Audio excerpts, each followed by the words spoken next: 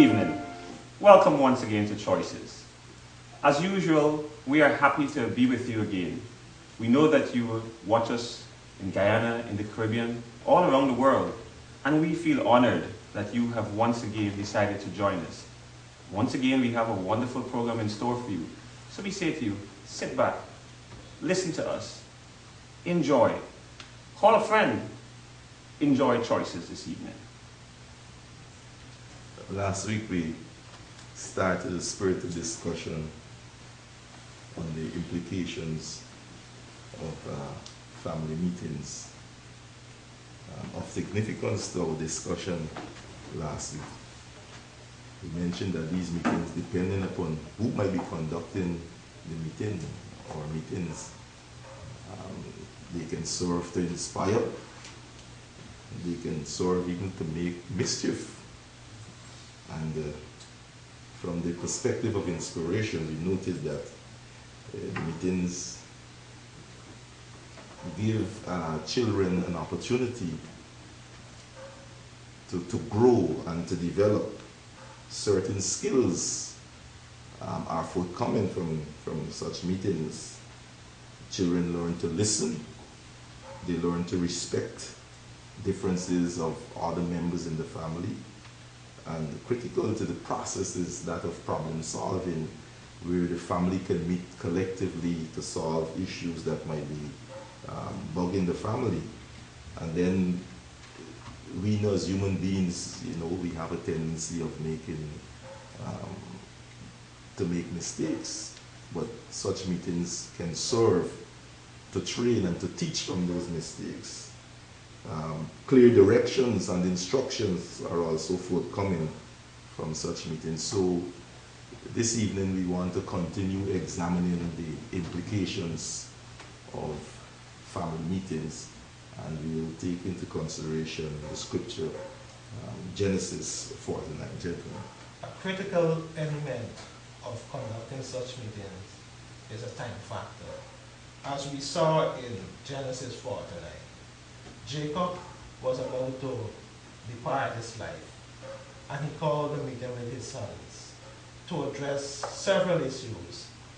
And one critical issue was that of his son, his eldest son, who he referred to as his strength, defiling his bed by sleeping with one of his concubines. To my mind, time was of essence in dealing with such an issue. I personally believe that an issue of that nature should have been dealt with, or as we would say, nipped in the bud. But this man was about to depart this life when he called his sons before him to address such a critical issue. Gentlemen. When that happened, it was obvious that Jacob really didn't make up his mind to deal with that issue readily. For some reason or the other, he delayed, and time delayed would have caused all kinds of other things to happen. So whenever situations present themselves, like was mentioned, nip it in the bud. But how do we nip it in the bud if we are involved in things that cause us to ponder, is this retribution? When that happens, we must first examine ourselves and wonder why, or did I cause this upon myself, that my family is now involved in such an issue. That's why it calls for self-examination in the things that we do. Because whatsoever a man sows, that shall he also reap. That principle is there, divinely placed. We want to put the spotlight on the fact that meetings should not be held in the family only in the face of a crisis. We'll be firefighting there. We should hold these meetings when we don't even have a problem, to give direction, to give encouragement. And the male, the husband, the father, has got a tremendous ability to nurture. We don't exploit it enough. The male was made with the capacity, and I'm going to say, as one of my friends, Laura, say, would usually say it, to rear and to care children. Nurturing is an special ability that God has given to the male man, and we do not use sufficient. We don't use that sufficiently. What happened in this case is that Jacob was so overwhelmed, and he had a sense that he was going to die. And so he decided he was going to clear the slate. He was going to put things right. We are making a case that a case for an earlier intervention. We are advocating that a relationship should be built in the family to head off these kinds of situations. But I mean, look at this allegation. Well, not an allegation, but a serious charge that Jacob made against his son. I mean, he said, you are my, in Genesis 49, you are my strength. You are my firstborn. You are my might, the beginning of my strength. The excellency of your dignity and excellency of power. I mean, this is unflattering. This kind of commentary, the man is saying, but you are unstable as water, and you shall not excel. What an indictment. I am wondering whether Jacob could have done this before. I remember a similar situation when Tamar was raped by her brother. When David heard this matter, the matter was presented, this is in camera, the family had a meeting. David was obviously upset. Absalom, the brother, was standing there, he was very upset. They all appealed to David the father, Daddy, do something about this. This was a child wounded. The culprit was right there, her brother. And the scripture says David didn't say anything. David just stood there and he left that matter. Perhaps he didn't have words. I know that you and I, in our modern context, in the family setting, you might be surprised by the behavior of a child. You may be lost for words. What we are begging is that you don't allow 10 years, 20 years to pass. You find a way to engage. And perhaps the only engagement is in violence. It's when we get upset, we get angry, and you want to lash out. No, that's not the engagement we're advocating.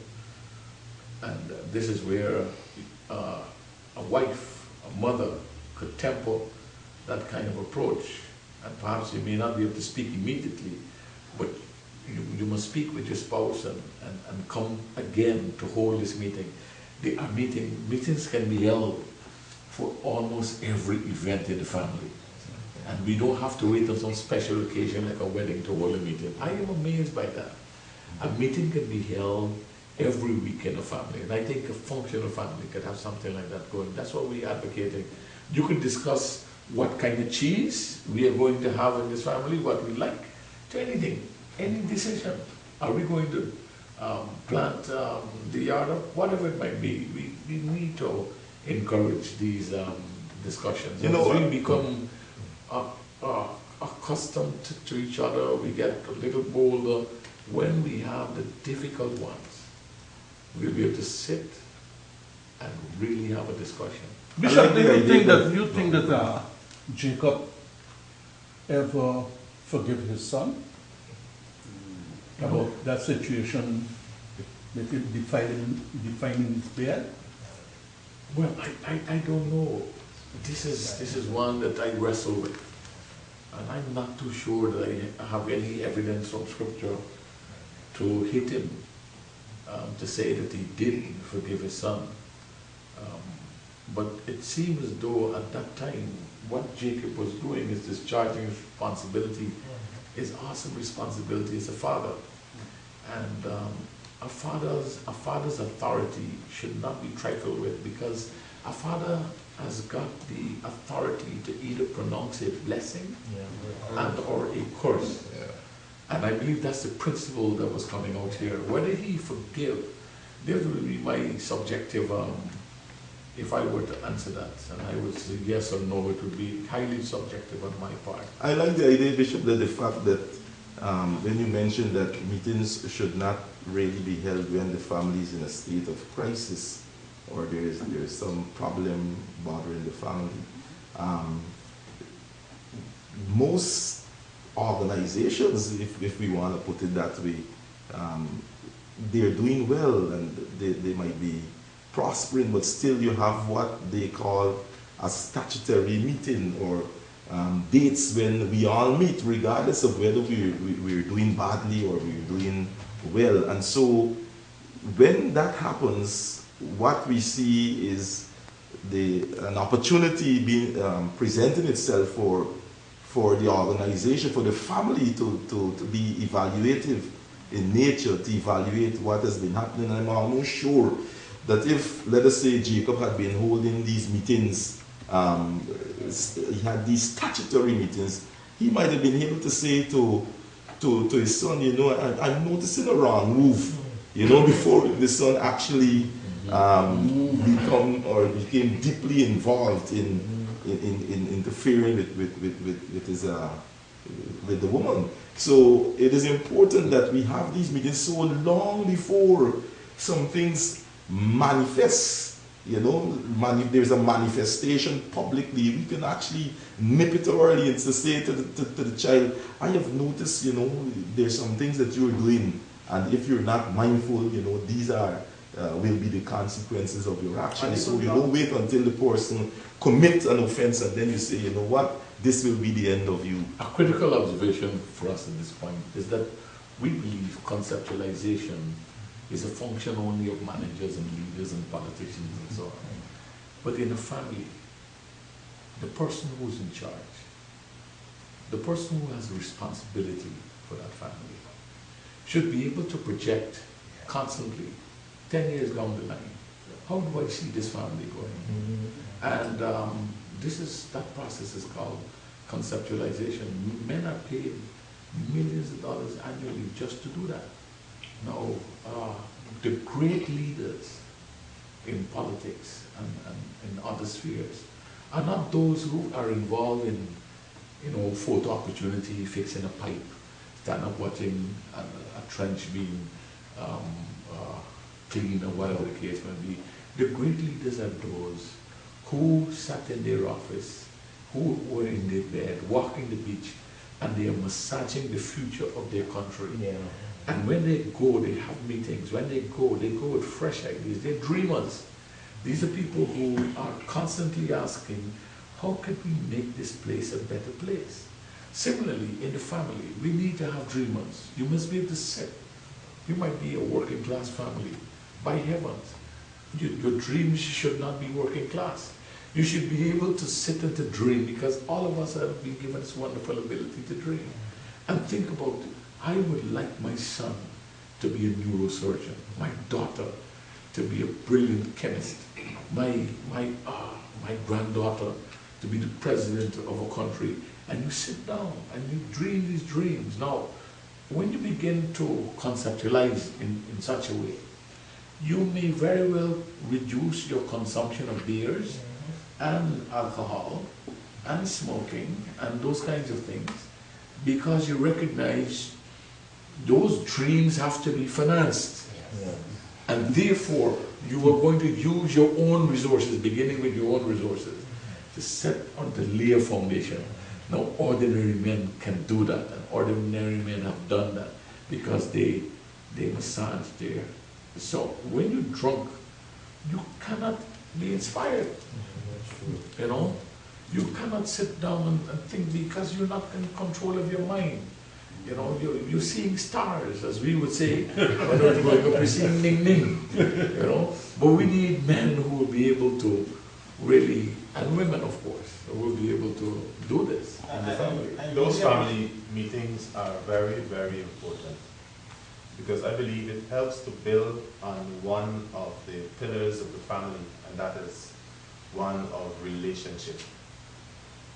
I believe there is where, as we spoke earlier about those life skills that will be transferred, it's an opportunity, and to share those same dreams and vision for the family.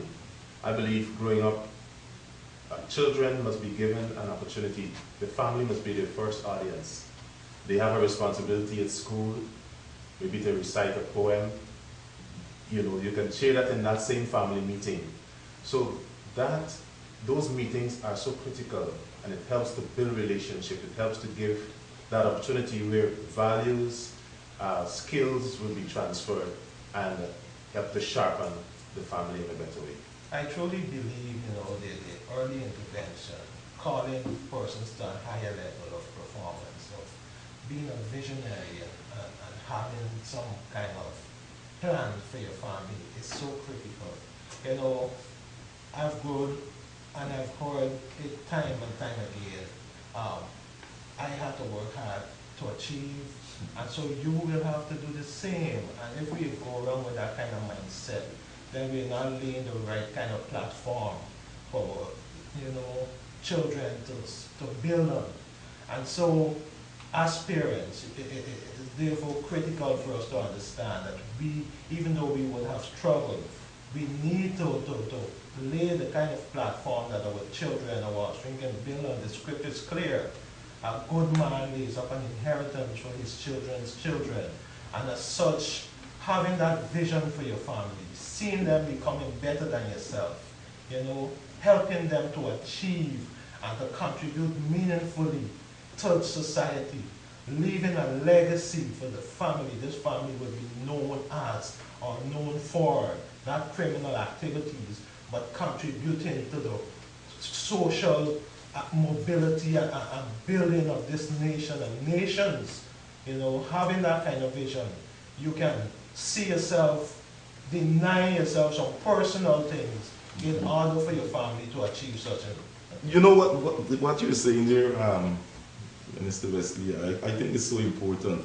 And I'm reflecting on when that meeting with Jacob, when that meeting will have been over. I am sure that,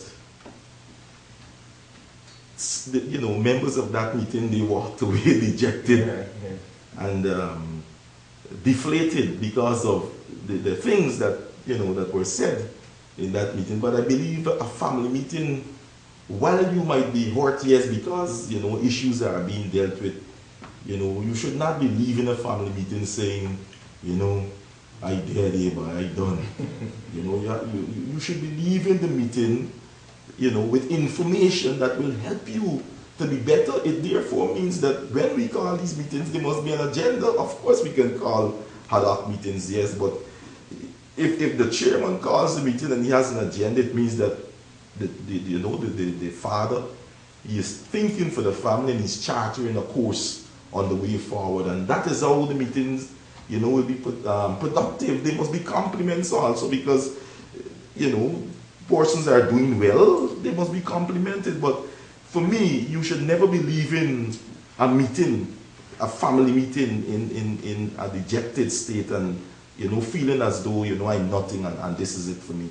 I don't think they left the meeting entirely dejected. In verse 28, we have a wonderful declaration here. It says, if we understand what Jacob was doing, Jacob was calling them to be accountable for their individual actions.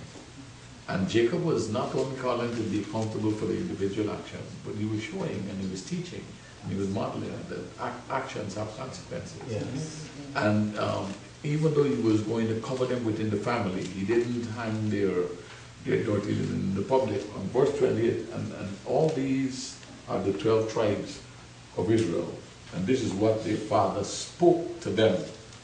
And he blessed them. Then he blessed them corporately. then he blessed each one according to his own blessing individually. So what he did is he communicated clearly to them, listen, you are responsible for your own destiny.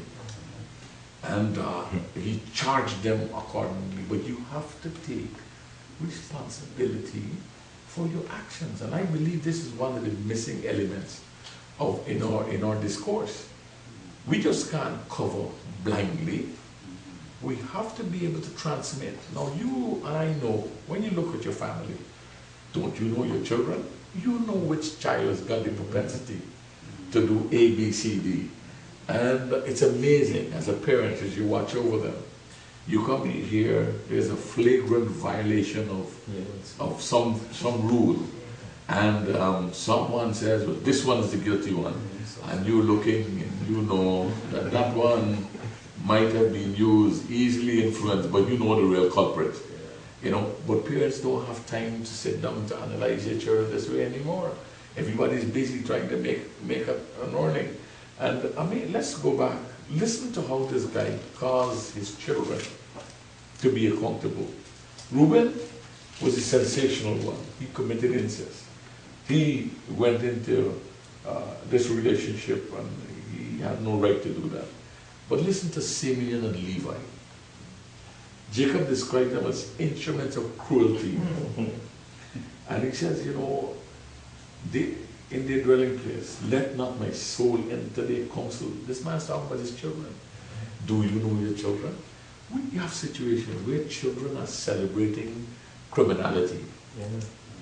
And some of them are posting these images on social media.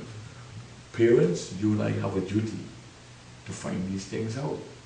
And to be able to, in our family, long before the coercive arm of the state reach out to touch them, you and I have a duty to hear line upon line. Is a mantra, is a prayer. You do it every single day until somebody gets it. You know, you can't stop. You do it over and over and over and over.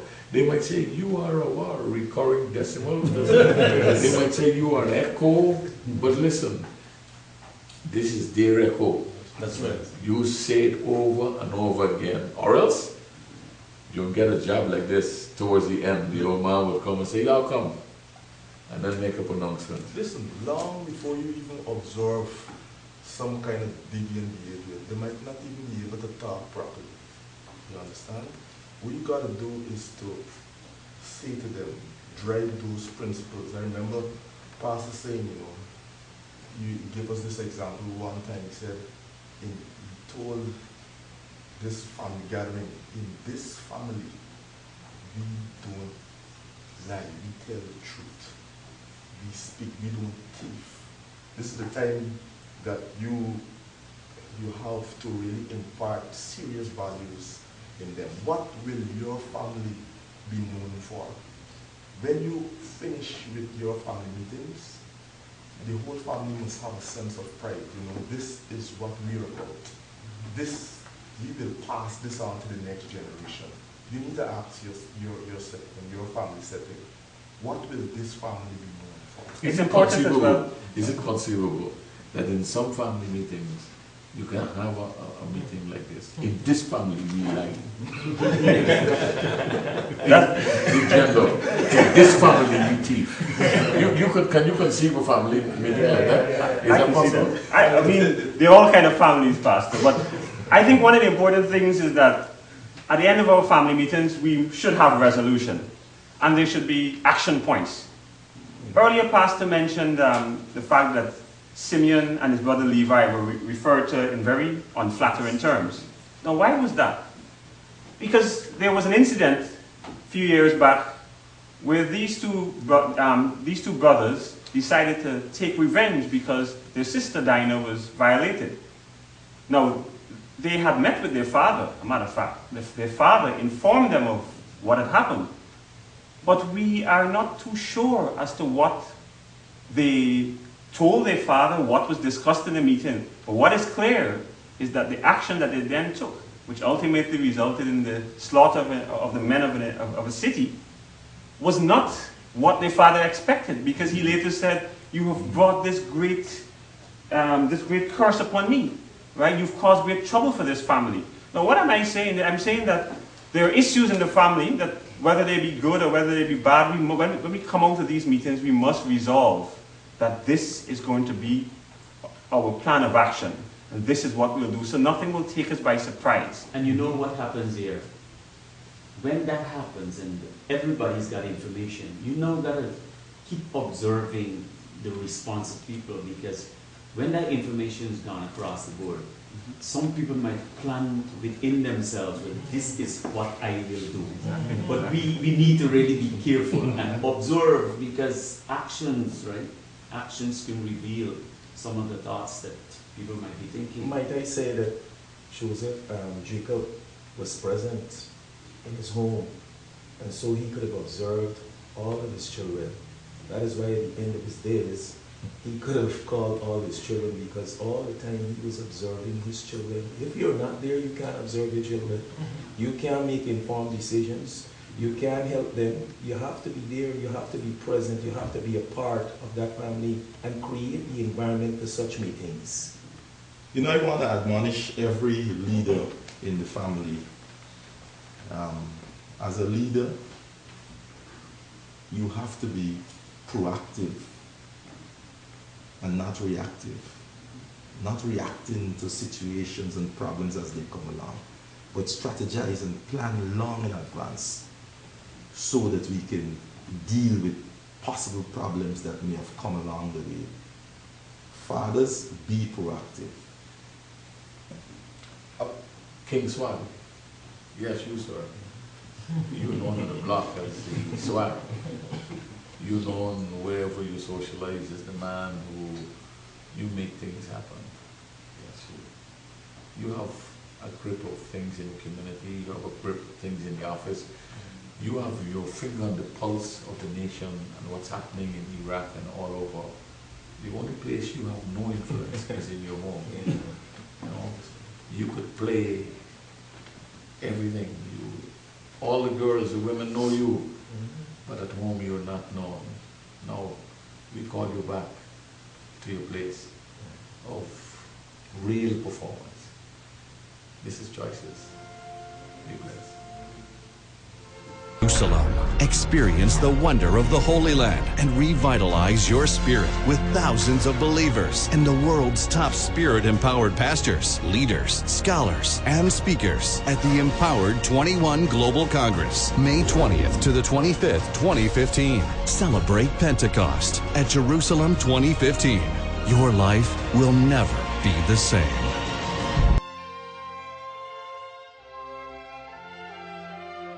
We thank you for being part of Choices. Remember, you can join us at First Assembly for any of our regular weekly services.